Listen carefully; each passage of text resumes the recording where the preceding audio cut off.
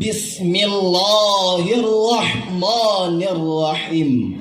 Assalamualaikum warahmatullahi wabarakatuh.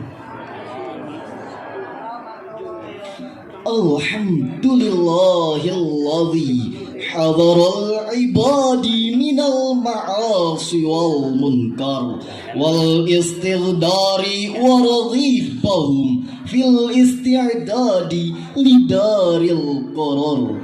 Ashhadu an la ilaha illallah wahdahu la syarikalah alladzi yakhluqu ma yasha'u wa yakhtar.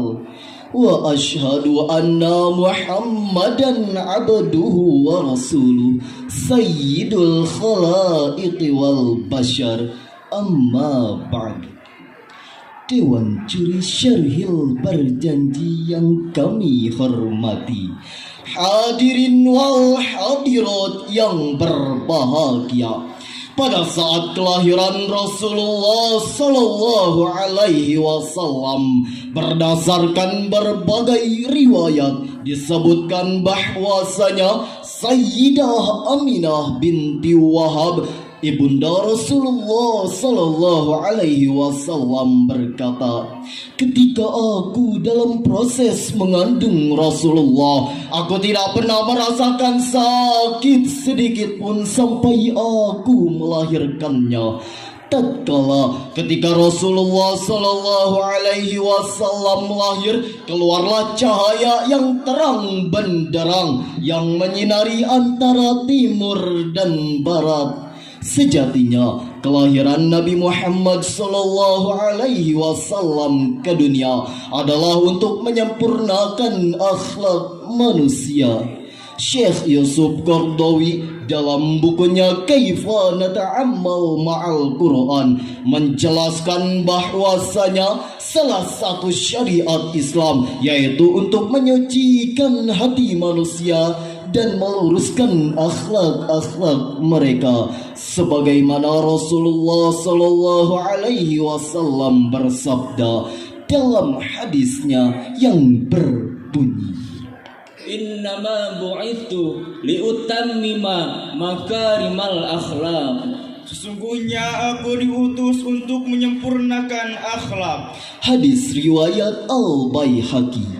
Hadirin yang berbahagia, pada kesempatan yang berbahagia ini izinkan kami menyampaikan sebuah syarhil berjanji yang berjudul Eksistensi Moral pada Zaman Kelahiran Rasulullah Sallallahu Alaihi Wasallam.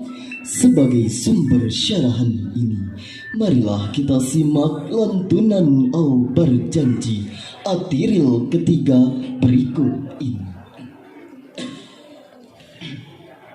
A'udzu billahi minasy syaithanir rajim. Bismillahirrahmanirrahim. Walamma aradallahu ta'ala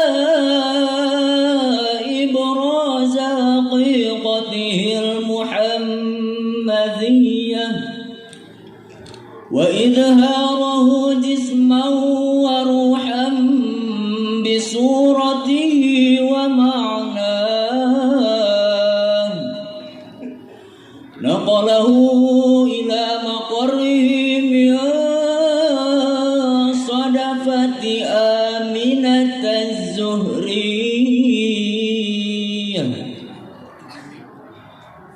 Aku berlindung kepadamu ya Allah dari godaan setan yang terkutuk dengan menyebut namamu ya Allah yang maha pengasih, maha penyayang. Ketika Allah Ta'ala hendak memanusiakan hakikat Nabi Muhammad SAW dan mewujudkan jasmani dan rohaninya dengan bentuk rupanya dan sifatnya di alam dunia. Maka Allah memindahkan tempat nur tersebut kepada Aminah yang suci. Salah satu catatan Syekh Yusuf bin Ismail An-Nabani dalam kitab Al-Anwarul Muhammadiyah yang disarikan dari kitab Mawahibul Laduniyah menjelaskan, ketika Allah Subhanahu wa taala hendak menitipkan Nur Muhammad pada rahim Aminah pada malam Jumat di bulan Rajab, Allah memerintahkan malaikat Ridwan, malaikat penjaga pintu syurga, untuk membukakan pintu syurga Firdaus sebagai tanda penghormatan. Maka ketika saat itu pula terdengar seruan malaikat Ridwan yang terdengar antara langit dan bumi. Perhatian, sesungguhnya cahaya suci yang sejatinya adalah Nabi Muhammad pada malam ini berada pada rahim Aminah. Muhammad adalah seseorang yang memiliki akhlak mulia yang sempurna. Pada saat itu beliau diutus untuk menyucikan hati manusia. Dalam kitab Qasidah Al-Barjanji yang ditulis oleh Syekh Said Al-Ja'far yang kerap dibaca oleh masyarakat muslim di berbagai belahan dunia untuk memperingati maulid ini, menyebutnya dengan usolli wa nusallimu ala nuril mausufi bitaqaddumi wal awwaliyah. Di tengah-tengah polemik konsep Nur Muhammad tersebut, Syekh Muhammad Nawawi Banten, ulama Nusantara yang otoritas keilmuannya teruji dan diakui oleh ulama-ulama di Timur Tengah pada zamannya, menjelaskan konsep Nur Muhammad melalui sudut pandang akidah Ahlus Sunnah wal Jamaah. Dengan keterangan Syekh Muhammad Nawawi Banten ini, kepercayaan kelompok Ahlus Sunnah wal Jamaah tidak menjadi cacat, ternoda, terkontaminasi, tersesat, bahkan bergeser dari akidah Ahlus Sunnah wal Jamaah, sebagaimana yang telah diterangkan dalam kitab Al-Barjanji At-Tiril ketiga yang berbunyi, wa khassahal qaribul mujibu bi an takuna umman li Mustafa wa nudiya fis samawati wal ardi bihamliha li anwarihi dzatiyah wa sabah kullu sabbin li hububi nasimi sabah. dan Allah mengkhususkan kepadanya sebagai ibu dari Nabi yang terpilih, dan diumumkan ke seluruh penjuru langit dan bumi bahwa nurnya telah dikandung ibunya.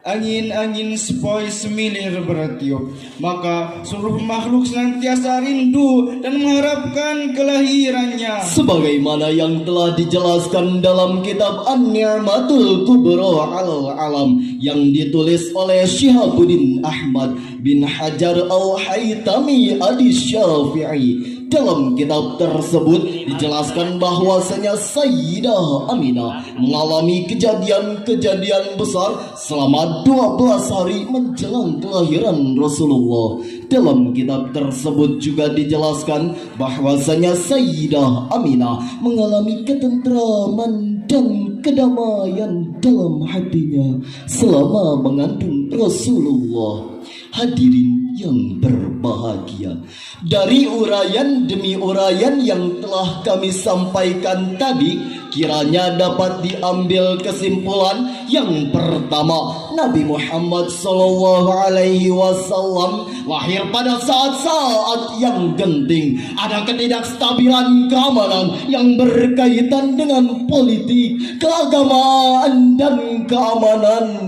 Indikasi lain juga ditandai dengan mimpi ibunya yang mana keluar dari cahaya terang benderang dari perutnya. Semua ini menjadi nilai dasar bahwasanya Nabi Muhammad sallallahu alaihi wasallam adalah seseorang yang dilahirkan bukan karena kesempurnaan, baik kesempurnaan keluarga, Stabilan politik, Agamaan dan kekuasaan kala itu. Kedua, lahirnya Rasulullah Sallallahu Alaihi Wasallam adalah untuk memperbaiki moral, meluruskan akal, menyempurnakan akhlak serta membimbing gerak tindak. Agar apa hadirin? Agar umat Rasulullah Sallallahu Alaihi Wasallam senantiasa menjadi khairu ummah atau sebaik-baiknya umat.